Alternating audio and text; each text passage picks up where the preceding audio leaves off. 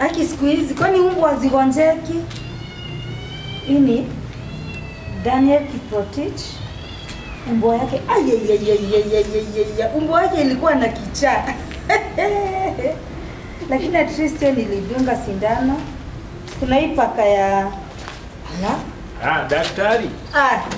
Emeka. Habari ya leo? Nzuri sana. Karibu. Nimeleta hii paka.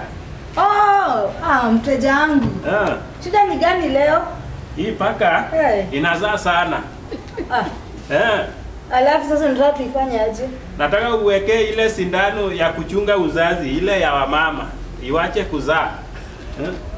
Siwezi lea watoto na nalea watoto wa paka. Kwani umezaa mara ngapi mwaka? Hii imezaa mara 2 na ikizaa nalea watu wanakujia bure. Hiyo ni hasara.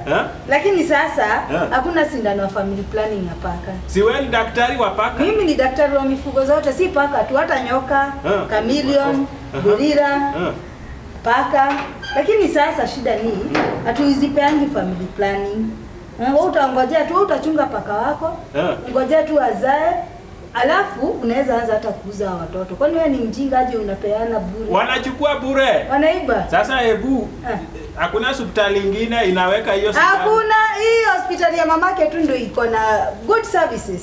Sasa wewe utafanya hivi Emeka, toka kwa hospitali yangu ende ujipange na paka wako. Sasa mimi nitakusaidia. Sasa hiyo paka ya Njoroge, sasa ndio nitangoja na rungu. Bas. Lakini wewe usiue wanyama hivyo. Ukikosea wanyama heshima. Siwezi lea watoto wa paka na wanachukua tu.